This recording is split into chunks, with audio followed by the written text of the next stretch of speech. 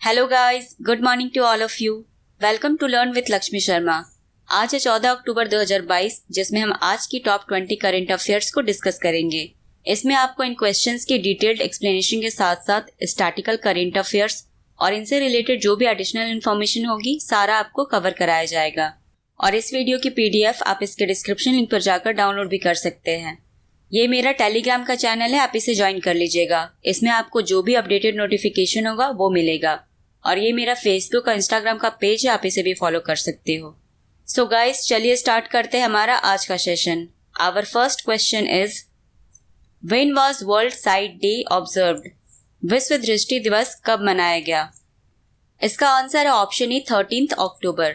World sight day हर साल अक्टूबर के सेकेंड थर्सडे को सेलिब्रेट किया जाता है और इस बार 2022 में इसे 13 अक्टूबर को सेलिब्रेट किया गया। इस डे की एम है जो विजुअली इम्पेयर्ड लोग हैं, जो देख नहीं सकते हैं, उनके सपोर्ट में इस डे को सेलिब्रेट किया जाता है। और इस डे को पहली बार 2000 में site first campaign of Lions clean international foundation के द्वारा ऑर्गेनाइज किया गया था और इस बार 2022 में इस डे की थीम रखी गई थी love your eyes. Next question is, who has been elected as a member of the inter parliamentary union? अंतर संसदीय संघ के सदस्य के रूप में किसे चुना गया है? इसका आंसर है ऑप्शन सी अपराजिता सारंगी। अपराजिता सारंगी ये भुवनेश्वर से लोकसभा की MP हैं और इन्हें हाल ही में इंटर पार्लियामेंट्री यूनियन की एग्जीक्यूटिव कमेटी का मेंबर इलेक्ट किया गया है। इस इंटर पार्लियामेंट्री यूनियन का इलेक्शन रवांडा के किगाली में आयोजित की गई थी, जिसमें अपराजिता सारंगी को टोटल 18 वोट्स में से 12 वोट्स मिले हैं और अब इन्हें इस कमेटी का मेंबर इलेक्ट किया गया है। इस पोस्ट को ज्वाइन करने के बाद अपराजिता सारंगी IPU की 15th मेंबर एग्जीक्यूटिव कमेटी में इंडिया को रिप्रेजेंट करेंगी। IPU इसे 1889 में फाउंड किया गया था। इसका हेडक्वार्टर स्विट्जरलैंड में है और इसके प्रेसिडेंट है मिस्टर दुआर्ते पेकियो। हमारा अगला क्वेश्चन है, dash has topped the medal tally of the 36 national games? इनमें से किसने 36वें राष्ट्रीय खेलों की पदक तालिका में शीर्ष स्थान प्राप्त किया है? इसका आंसर है ऑप्शन डी SSCB। इस बार के नेशनल गेम्स का 36वां एडिशन गुजरात स्टेट ने होस्ट किया था, जिसे 29 सितंबर से 12 अक्टूबर तक कंडक्ट किया गया था। और इस नेशनल गेम्स में स्टेट्स, UTs के अलावा कुछ स्पोर्ट्स बोर्ड ने भी हिस्सा लिया था, जिसमें SSCB यानी सर्विसेज स्पोर्ट्स कंट्रोल बोर्ड ने इस मेडल टैली में टॉप किया है। इसने इस नेशनल गेम्स में टोटल 128 मेडल्स जीते हैं, जिसमें 61 गोल्ड, 35 सिल्वर और 32 ब्रॉन्ज मेडल्स हैं और इसी मेडल टैली के साथ ये बोर्ड टॉप पर है। SSCB के बाद सेकंड पोजीशन पर है महाराष्ट्र, जिसने 39 गोल्ड, 38 सिल्वर और 63 ब्रॉन्ज मेडल्स जीते हैं। और थर्ड प्लेस पर है हरियाणा, जिसने 38 गोल्ड, 38 सिल्वर और 39 ब्रॉन्ज मेडल्स जीते हैं।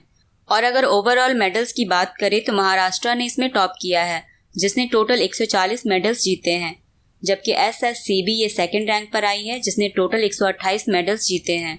अब चूंकि ये 36 नेशनल गेम्स खत्म हो चुकी है तो इसके बारे में मैं कुछ एडिशनल इन्फॉर्मेशन बता रही हूँ, आप उसे नोट कर लीजिएगा। इस बार 2022 में नेशनल गेम्स का 36th एडिशन गुजरात स्टेट ने होस्ट किया था, जिसे गुजरात के 6 शहरों में आयोजित किया गया था। इस 36वें नेशनल गेम्स का लोगो था सावज, जो एक एशियाटिक लायन को इंडिकेट करता है।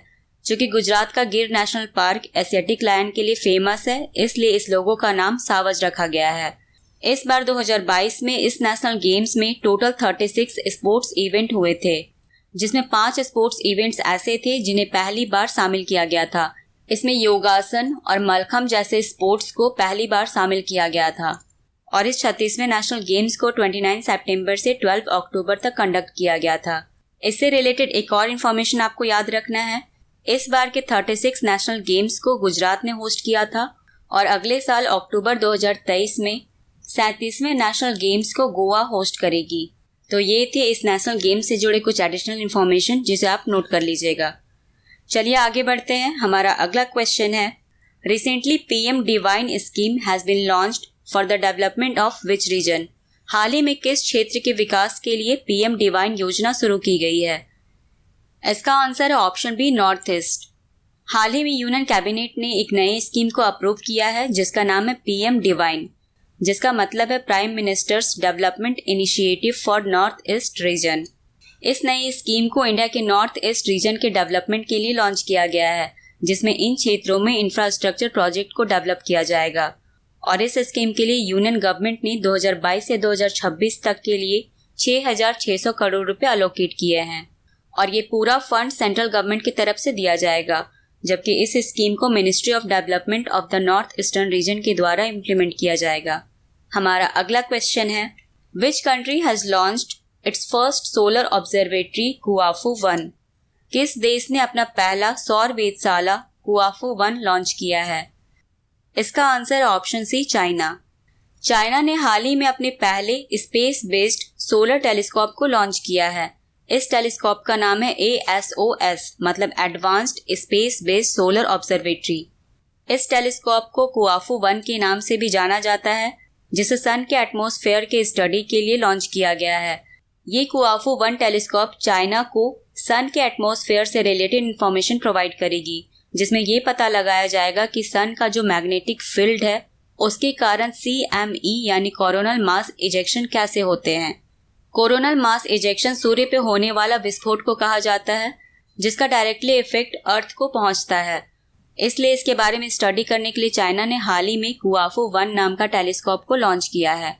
और इस तरह के मिशन के लिए इंडिया भी प्लानिंग कर रही है, जिसमें इंडिया 2023 तक सन के सोलर एटमॉस्फेयर की स्टडी के लिए एक मिशन को लॉन्च करेगी, जिसका नाम है आदित्य L1। चाइना, इसकी कैपिटल है बीजिंग, इसके प्रेसिडेंट है सी जिनपिंग, इसकी करेंसी है रेनमिनबी और चाइना की स्पेस एजेंसी का नाम है CNSA, मतलब China National Space Administration. Next question is, who has been banned for 3 years for doping? Doping के लिए किस पर 3 साल का प्रतिबंध लगाया गया है? इसका आंसर है ऑप्शन ए, कमलप्रीत कौर। कमलप्रीत कौर ये एक इंडियन डिस्कस थ्रोवर है, जिन्हें हाल ही में डोपिंग वायलेशन के लिए 3 साल के लिए बैन किया गया है। इन पर यह एलिगेशन लगाया गया है कि इन्होंने स्टेनोजोलोल सब्सटेंस को कंज्यूम किया है।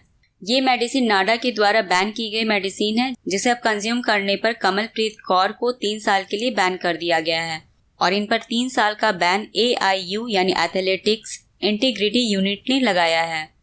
कमलप्रीत कौर ने लास्ट टाइम 2021 में टोक्यो ओलंपिक में पार्टिसिपेट किया था, जिसमें ये 6th पोजीशन पर आई थी और अब इन पे 3 साल का बैन लगाया गया है।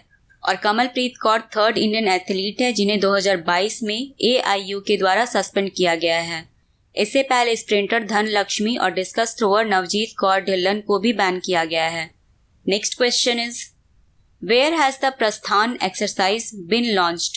प्रस्थान अभ्यास कहाँ शुरू किया गया है? इसका आंसर है ऑप्शन डी, आंध्र प्रदेश। प्रस्थान एक्सरसाइज ये एक सिक्योरिटी एक्सरसाइज है, जिसे हाल ही में इंडियन नेवी ने कंडक्ट किया था और इस एक्सरसाइज को आंध्र प्रदेश के काकिंदा में कंडक्ट किया गया था। ये एक्सरसाइज हर एक 6 महीने में कंडक्ट किया जाता है, जिसे ईस्टर्न नवल कमांड के द्वारा कंडक्ट किया जाता है। इंडियन नेवी, इसके करंट चीफ है admiral R Hari Kumar. Next question is, which state notified India's first slender loris sanctuary? Bharat के पहले स्लेंडर लोरिस अभयारण्य को किस राज्य ने अधिसूचित किया है? इसका आंसर है ऑप्शन बी, तमिलनाडु।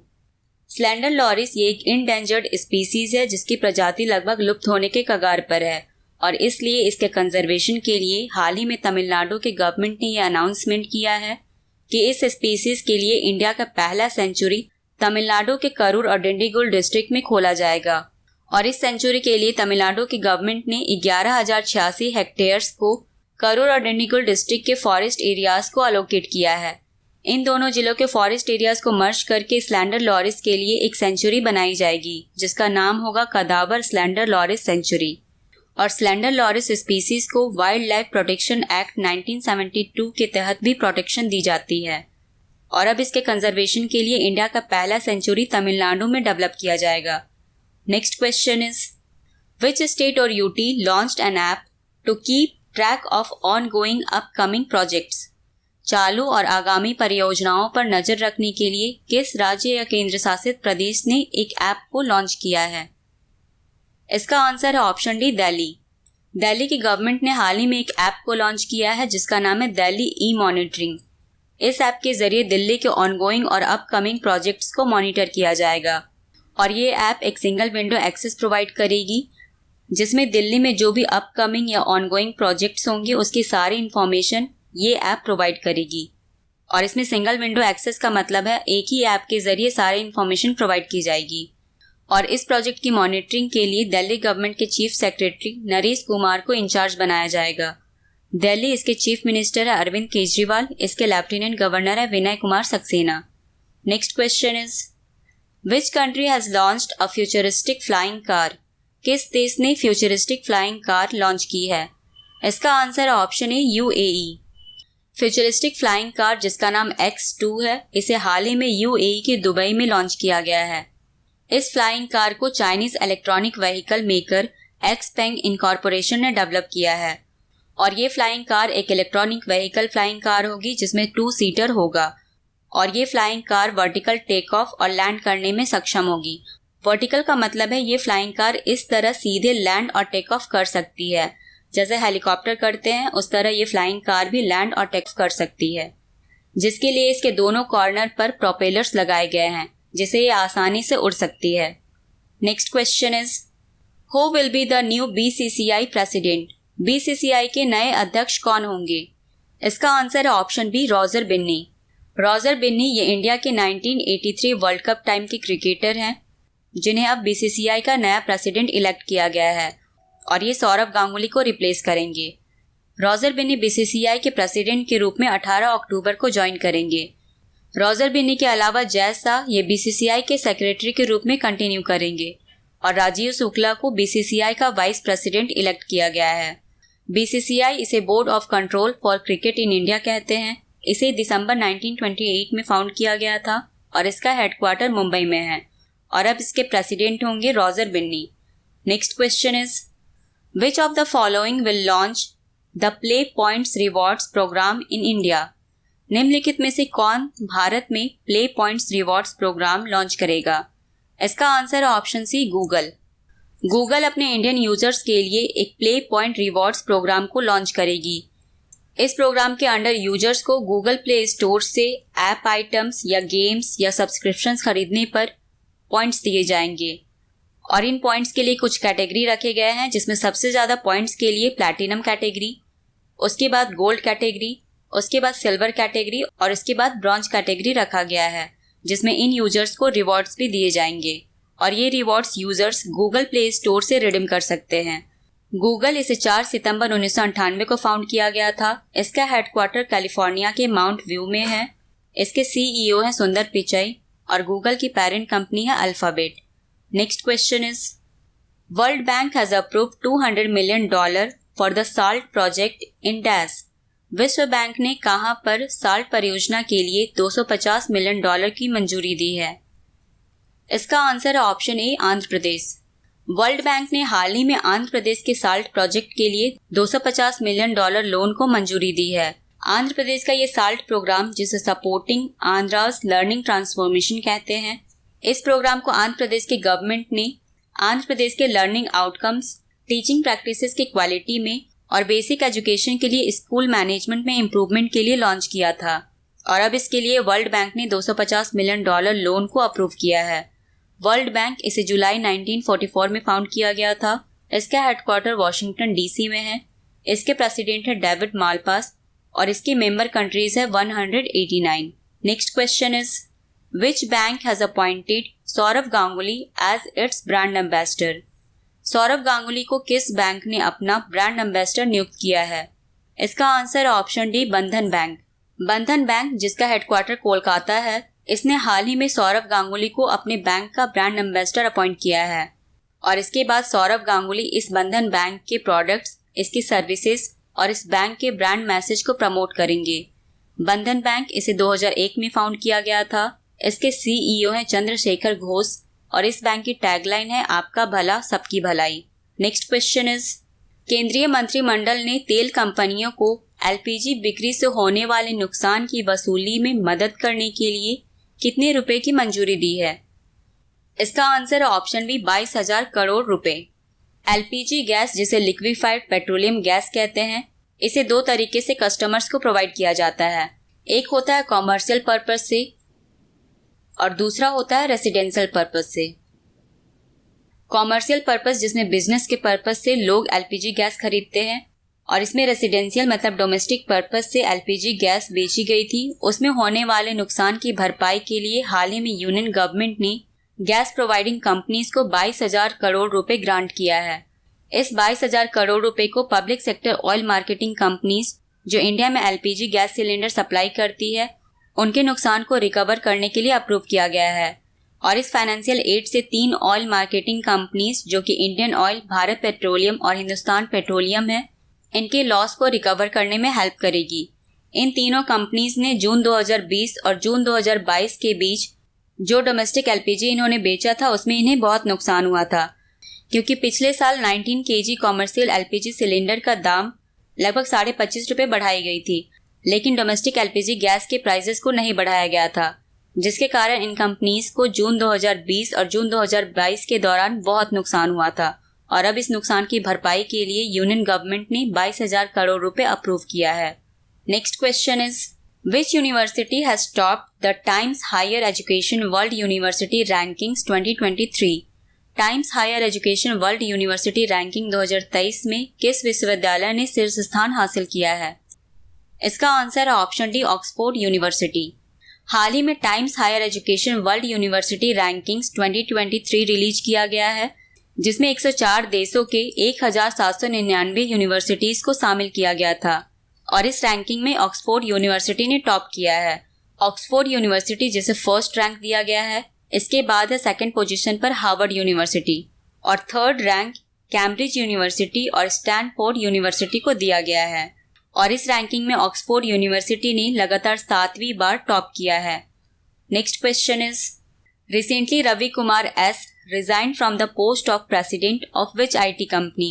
हाल ही में रवि कुमार एस ने किस आईटी कंपनी के अध्यक्ष पद से इस्तीफा दिया है? इसका आंसर है ऑप्शन सी, इंफोसिस। रवि कुमार सिंह सेठी जो इंफोसिस के प्रेसिडेंट थे, अब इन्होंने इस पोस्ट से रेजिग्नेशन दे दिया है। इंफोसिस इसे 1981 में फाउंड किया गया था। इसका हेडक्वार्टर बेंगलुरु में है और इसके चेयरपर्सन है Nandan Nilekani. Next question is which airline will allow pets on board. कौन सी एयरलाइन पालतू जानवरों को बोर्ड पर ले जाने की अनुमति देगी? इसका आंसर है ऑप्शन ए, आकाशा एयर। आकाशा एयर जिसे हाल ही में लॉन्च किया गया है, अब इसने अपने पैसेंजर्स को अपने पेट्स को ले जाने के लिए अलाउ कर दिया है, जिससे इस एयरलाइन के पैसेंजर्स अपने पेट्स को नवंबर 2022 से बोर्ड पर ले जा सकते हैं, जिसके लिए 15 अक्टूबर 2022 से बुकिंग स्टार्ट हो जाएगी। और आकाशा एयर ने इस फैसिलिटी के लिए कुछ कंडीशन लगाए हैं, और जो पैसेंजर अपने पेट ले जाएंगे उसकी वजन होनी चाहिए 7 kg, जिसमें एक पर्सन केवल एक पेट ही ले जा सकता है। और उन पेट्स जिसमें कैट्स और डॉग्स जैसे पेट्स होंगे उन्हें बोर्ड में ले जाने के लिए एक केज में रखा होना चाहिए। तो ये कुछ कंडीशंस हैं जिसके साथ आकाशा एयर ने अपने पैसेंजर्स को बोर्ड पर पेट्स को ले जाने के लिए अलाउ किया है। आकाशा एयर इसे 7 अगस्त 2022 को लॉन्च किया गया था और इसके चीफ एग्जीक्यूटिव ऑफिसर है Vinay Dubey. Next question is what rank has India secured in the 2022 CRII rankings. 2022 CRII ranking में भारत ने कौन सी रैंक हासिल की है? इसका आंसर है ऑप्शन बी, 123rd। हाल ही में CRII मतलब commitment to reducing inequality index को रिलीज किया गया है, जिसमें इंडिया को 161 कंट्रीज में से 123rd रैंक दिया गया है। CRII के इस लेटेस्ट इंडेक्स के अनुसार इंडिया ने अपने देश में इनइक्वालिटी को काफ़ी कम किया है, जिसके लिए इसे 123वां रैंक दिया गया है, जबकि इंडिया अभी भी हेल्थ की स्पेंडिंग में लोवेस्ट परफॉर्मर में से एक है। इंडिया को हेल्थ के स्पेंडिंग के लिए 161 कंट्रीज में से 157th रैंक दिया गया है, जो कि इंडिया का एक वर्स्ट परफॉर्मेंस है।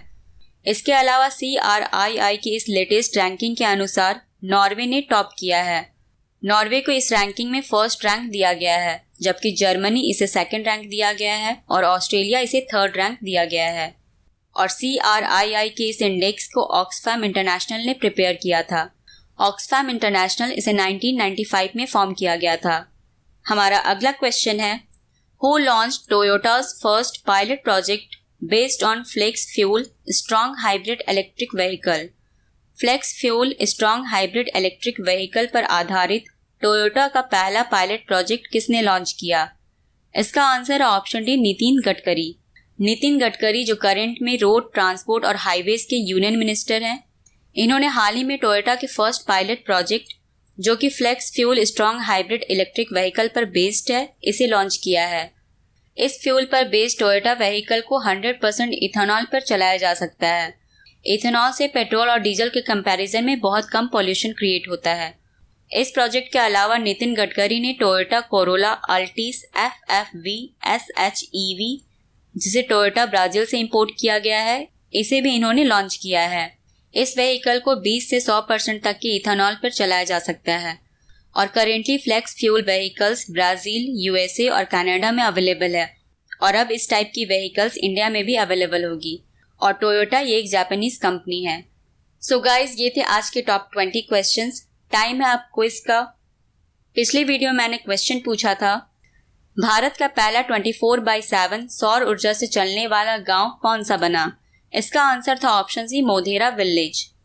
अगले क्वेश्चन का आंसर आपको कमेंट सेक्शन में देना है। So the question is, who became the first European women to command the International Space station?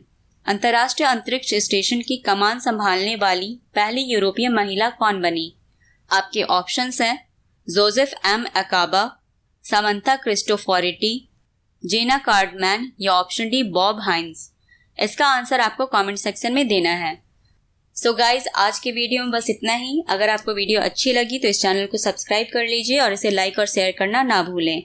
Thanks for watching guys and have a good day. Bye bye.